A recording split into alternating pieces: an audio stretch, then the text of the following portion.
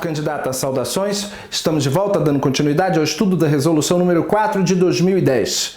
As diretrizes curriculares nacionais para a educação básica. Nesse bloco, começamos com o estudo do artigo 9º. O artigo 9º vai falar do que é uma escola de qualidade social e o que gira em torno do centro desta escola de qualidade social. Então vamos à leitura do artigo 9º. Diz o artigo que a escola de qualidade social, ela adota como centralidade, como núcleo, o estudante e a aprendizagem, o que pressupõe o atendimento aos seguintes requisitos. Então preste atenção.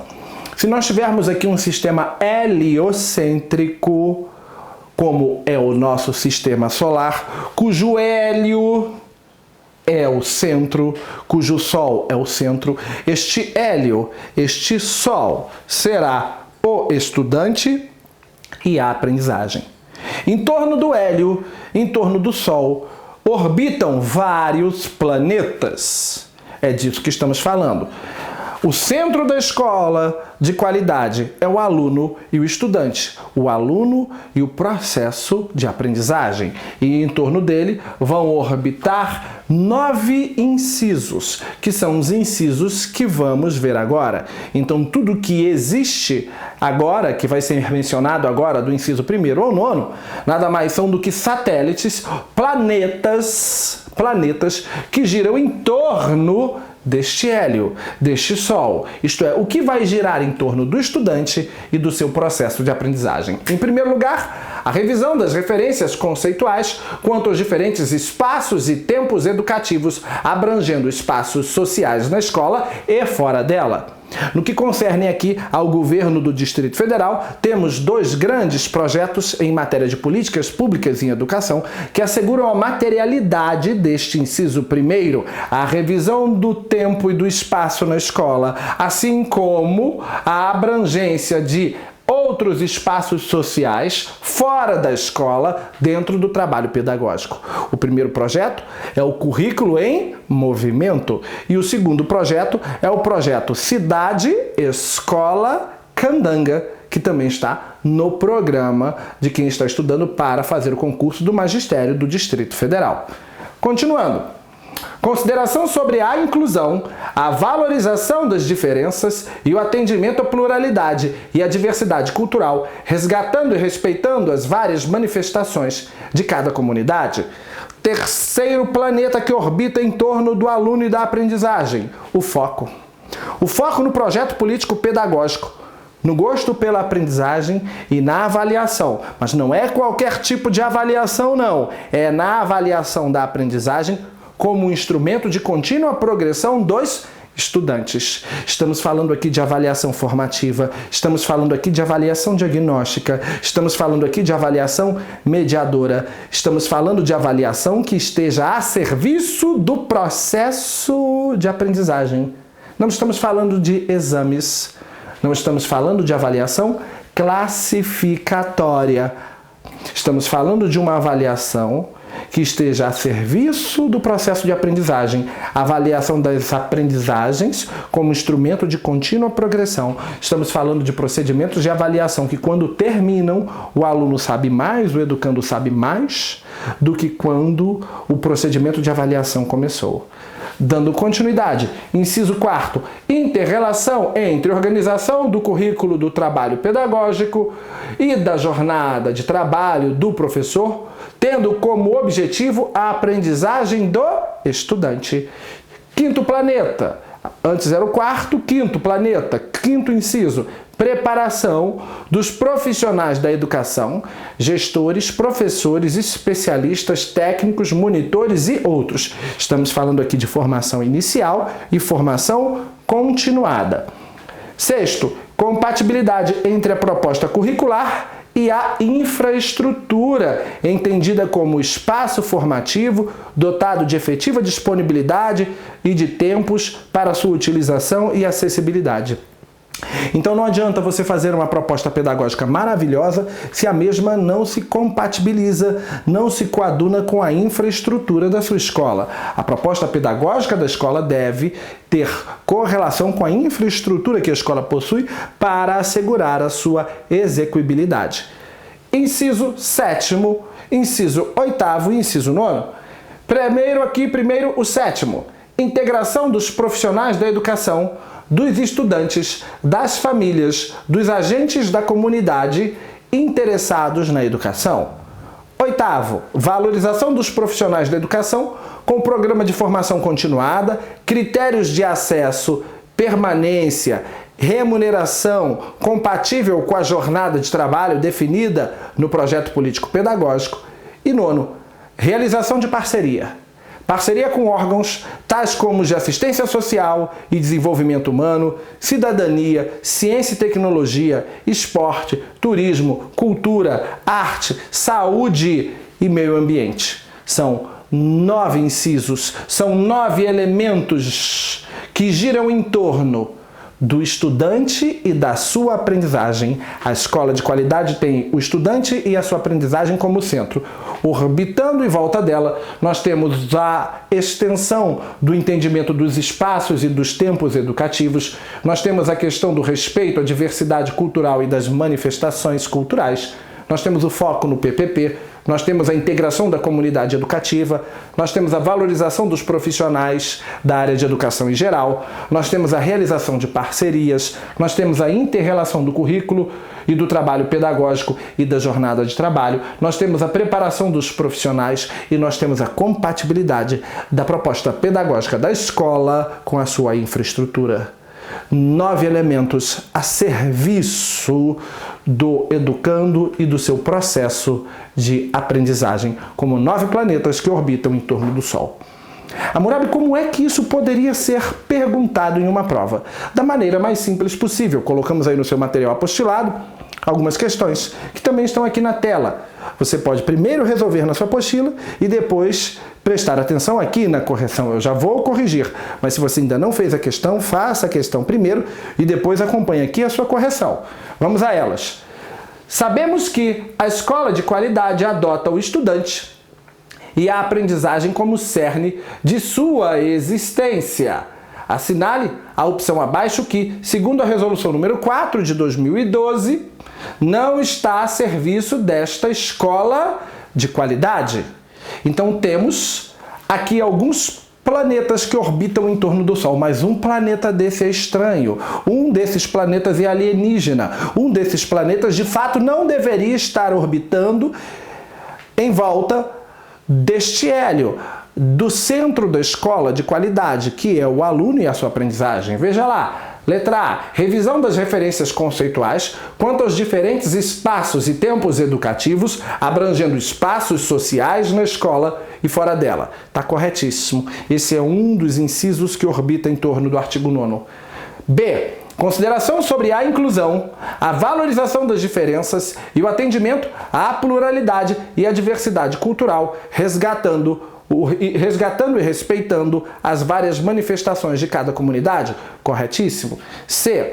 Foco no projeto político-pedagógico, no gosto pela aprendizagem e na avaliação das aprendizagens como instrumento de medida do conhecimento dos educandos para fins de aprovação. Avaliação das aprendizagens como instrumento de medida do conhecimento dos educandos para fins de aprovação? Nós vimos no slide anterior que a avaliação sim deve ser usada, mas veja, não como instrumento para fins de aprovação, e sim como um instrumento, veja lá, recapitulando aqui, como um instrumento de contínua progressão. A avaliação está a serviço do processo de aprendizagem. É instrumento de contínua progressão dos alunos, isto é um instrumento utilizado para ajudá-los a aprender e a evoluir, e não um instrumento de medida, meramente um instrumento de medida dos educandos para fins de aprovação ou reprovação. Por isso a letra C está incorreta, porque dá à avaliação um papel que ela não possui no contexto educacional. Por consequência, a letra D, que fala de preparação dos profissionais da educação, gestores, professores, especialistas, técnicos e monitores e outros, está corretíssima. Muito bem, o gabarito, a letra C de casa, é a incorreta, dando à avaliação uma atribuição que não pertence a ela. Vamos ao artigo 10. Diz o artigo 10 que a exigência legal de definição de padrões mínimos de qualidade da educação traduz a necessidade de reconhecer que a sua avaliação associa-se à ação planejada coletivamente dos sujeitos da escola. Isto é, o procedimento de avaliação não é um procedimento desassociado do procedimento de aprendizagem. A mesma deve ser pensada e executada de acordo com a proposta pedagógica da escola, no intuito de fomentar o desenvolvimento dos alunos, e não aquela típica avaliação ou prova que simplesmente mede, aprova ou reprova os educandos. Mudando de tema, vamos falar de planejamento. Quando a gente fala de planejamento dentro do ambiente escolar, é preciso que venhamos a ter clareza quanto a 4 aspectos do planejamento que envolvem o planejamento para que o mesmo ocorra de forma qualitativa. Então, em matéria de planejamento, precisamos ter clareza. Em primeiro lugar, quanto aos princípios e as finalidades da educação. Se eu vou efetuar um planejamento escolar e não tenho em mente os princípios que estudamos no artigo 4º desta lei, os princípios que estudamos lá na LDB, os princípios que estudamos na Constituição, eu não tenho clareza dos princípios que norteiam a educação, eu não vou fazer um bom planejamento, pelo menos na teoria. Uma outra coisa pelo qual eu tenho que ter clareza é da relevância de um projeto político pedagógico. Isso é tão óbvio? Não. Não por causa do político. Muitas escolas têm projetos pedagógicos. Mas esses projetos pedagógicos das escolas, em geral, a maioria deles não são políticos.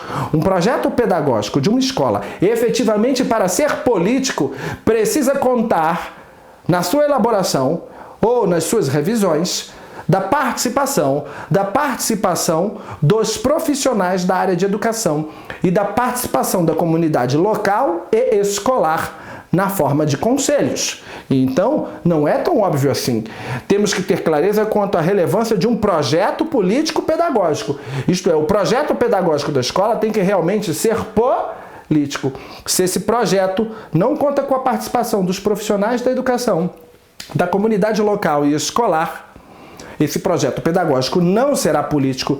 Daí a inviabilidade de planejarmos ações para a escola quando o seu projeto pedagógico não é político de fato. Para que planejemos com clareza, é preciso que o projeto pedagógico da escola seja político também. Temos que ter clareza quanto à riqueza da valorização das diferenças manifestadas pelos sujeitos do processo educativo, da diversidade. E temos que ter clareza quanto aos padrões mínimos de qualidade. Hammurabi, estamos falando de quê, afinal? Estamos na seara do artigo 10, parágrafo 1º. Muito bom para uma prova. O artigo 10, parágrafo 1º, informa que o planejamento das ações coletivas exercidas aos princípios e às finalidades da educação. Inciso 2º, a relevância de um projeto político-pedagógico concebido e assumido colegiadamente pela comunidade educacional, respeitadas as múltiplas diversidades e a pluralidade cultural. Clareza quanto à riqueza da valorização das diferenças manifestadas pelos sujeitos do processo educativo em seus diversos segmentos, respeitados o tempo e o contexto sociocultural, e clareza quanto aos padrões mínimos de qualidade. O artigo 10, como eu disse antes, é um ótimo artigo para ser explorado em prova de concurso público. Daí você pergunta, Hammurabi, como é que pode vir a cair na minha prova uma questão que envolva o artigo 10? No seu material apostilado, nós temos aí um exemplo de questão, que vamos corrigir agora aqui na tela. Então faça antes, depois acompanhe a correção aqui comigo na tela. Vamos lá. Sabemos que Em sede de planejamento, devemos ter clareza referente a vários aspectos, exceto. Tenho 4 alternativas aqui e um desses aspectos eu não preciso necessariamente ter clareza porque ele está incorreto. Letra A relevância de um projeto político-pedagógico concebido e assumido colegiadamente pela comunidade educacional, respeitadas as múltiplas diversidades e a pluralidade cultural. Corretíssimo. Clareza quanto à riqueza da valorização das diferenças manifestadas pelos sujeitos do processo educativo em seus diversos segmentos, prescindindo, dispensando o tempo e o contexto social. Certamente esse prescindir é problemático. Dispensando a análise do tempo e do contexto social, isso é problemático. Vamos voltar aqui na letra B já já. Vamos continuar com a C e a D. C, padrões mínimos de qualidade. Custo, qualidade inicial. Custo aluno, qualidade inicial. Corretíssimo. Letra D, aos princípios e as finalidades da educação, além do reconhecimento e da análise dos dados indicadores pelo Índice de Desenvolvimento da Educação Básica, o IDEB, e ou outros indicadores que complementem ou substituam. Corretíssimo. Perceba que a letra B, embora eu não tenha lido na íntegra cada item, por si só já soa mal. Tenho que ter clareza quanto à riqueza da valorização das diferenças manifestadas pelos sujeitos do processo educativo. Perfeito. Em seus diversos segmentos, prescindindo, dispensando o tempo e o contexto social, veja lá, voltando para o artigo 10, parágrafo 1º, inciso 3º. Eu tenho que ter clareza quanto à riqueza da valorização das diferenças manifestadas pelos sujeitos do processo educativo em seus diversos segmentos, respeitados, olha aqui, ó, respeitados o tempo e o contexto sociocultural. Hammurabi, por que você não destacou esse respeitados aqui? Porque no fundo eu nem precisava, porque só em você olhar e ler uma questão que está dizendo que nós devemos prescindir a questão do tempo e a questão do contexto sociocultural, isso eu abro mão de analisar o contexto sociocultural de onde meus alunos estão inseridos para poder trabalhar, só isso já está errado, porque todo mundo sabe, desde o primeiro dia de aula lá na faculdade, que quando você desenvolve um processo educacional dentro de qualquer grupo social, você respeita o contexto sociocultural no qual eles estão inseridos, inclusive você se apropria deles, trazendo a realidade sociocultural deles para a sala de aula para poder trabalhar. Então esse prescindir no sentido de dispensar faz com que a letra B fique absurdamente errado. A gente não prescinde o tempo e o contexto sociocultural, a gente respeita o tempo e o contexto sociocultural. Dando continuidade, vamos agora para o parágrafo 2º do artigo 10. Acompanha comigo a leitura e a análise aqui na tela. Para que se concretize a educação escolar, exige-se um padrão mínimo de insumos, que tem como base um investimento com valor calculado a partir das despesas essenciais ao desenvolvimento dos processos e procedimentos formativos que levem gradualmente a uma educação integral dotada de qualidade social.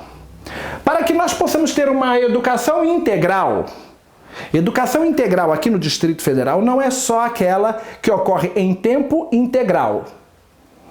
Lembrando, recapitulando, educação integral não é aquela que ocorre somente em tempo integral. O tempo integral é fundamental para uma educação integral. Mas a educação integral em si é aquela que abarca vários aspectos do desenvolvimento humano. É aquela que trabalha o desenvolvimento dos aspectos cognitivos, dos aspectos afetivos, dos aspectos sociais, dos aspectos psicomotores. Isso é educação integral. Sua noção transcende o tempo de 7 horas diárias, indo para as atividades e espaços escolares. Para que a gente tenha uma educação no sistema integral, dotada de qualidade, é preciso que esse sistema educacional, quer seja federal, distrital ou estadual ou municipal, esse sistema disponha de creches e escolas que possuam condições de infraestrutura adequados e equipamentos. e adequados equipamentos. É preciso que este sistema, seja ele federal, estadual, distrital ou municipal, para que ele possa oferecer uma educação integral dotada de qualidade, ele tenha professores qualificados com remuneração adequada e compatível com a de outros profissionais com igual nível de formação em regime de trabalho de 40 horas em tempo integral em uma mesma escola. 40 horas em tempo integral em uma mesma escola e com remuneração compatível, com remuneração igual a de outros profissionais, compatível de outros profissionais com o mesmo nível de formação. Para que o sistema tenha uma educação integral de qualidade, quer seja ele federal, estadual, distrital ou municipal, é preciso que ele tenha professores qualificados, com remuneração então adequada, compatível com a de outros profissionais de igual nível, trabalhando 40 horas em uma mesma escola, Então, destaquei novamente isso é importantíssimo. Vamos para o terceiro. Então, vi no slide anterior e voltei para cá com ele com o mesmo inciso. Terceiro, definição de uma relação adequada entre o número de alunos por turma e por professor que assegure aprendizagens relevantes. Se esse número é desproporcional, eu não tenho uma educação integral de qualidade. Pessoal de apoio técnico e administrativo que responda às exigências do que se estabelece no projeto político-pedagógico. Estes são elementos necessários para que um sistema venha a implementar a educação integral de forma qualitativa. Hammurabi, gostei disso. Obrigado. Como é que isso pode ser cobrado em uma prova? Bem, você já viu aí no seu material apostilado a questão que temos aqui no quadro. É fácil de responder. Responda. Levando em conta que você já respondeu, vamos à correção. Diz aqui na questão que um sistema educacional que invista em educação integral, que é aquela educação que transcende o tempo e vai para o desenvolvimento de atividades psicomotoras, afetivas, sociais, e cognitivas. Então, investe em educação integral, dotada de qualidade social. Ele deve investir, então ele deve investir em todos esses elementos, menos um. Professores qualificados é o primeiro dele. Professores qualificados, senão não tem uma educação integral. Perfeito. Com remuneração adequada e compatível com a de outros profissionais, com igual nível de formação, em regime de trabalho de 40 horas, em tempo integral, em uma ou mais escolas. Item 2. Definição de uma relação adequada entre o número de alunos por turma e por professor, que assegure aprendizagem relevante. E número 3, pessoal de apoio técnico e administrativo que responda às exigências do que se estabelece no projeto político-pedagógico. E aí eu julgo os itens e digo, apenas o item 1 está correto, item 1 e 2 estão corretos, item 1, 2 e 3 estão corretos, item 2 e 3 estão corretos ou todos estão incorretos? Notoriamente você percebeu que o item 1 é o único item incorreto. Veja o que diz o item 1. Atenção aqui comigo no item 1. Demandamos de professores qualificados com remuneração adequada e compatível com a de outros profissionais, com igual nível de formação, em regime de trabalho de 40 horas, em tempo integral, em uma ou mais escolas. Não é em uma ou mais escola, é em uma escola. As 40 horas são em uma única escola e não em uma ou mais escolas. Por isso o item 1 está errado. Em uma ou mais escolas. Não, apenas em uma escola. 40 horas apenas em uma escola. Por isso o gabarito é a letra D de dado, que diz que apenas os itens 2 e 3 estão corretos. Muito bem, estamos terminando o nosso terceiro bloco de aula. No próximo bloco vamos começar no artigo 12, que vai falar da organização curricular, conceitos, limites e possibilidades. Um grande abraço, fique com Deus e até o nosso próximo encontro.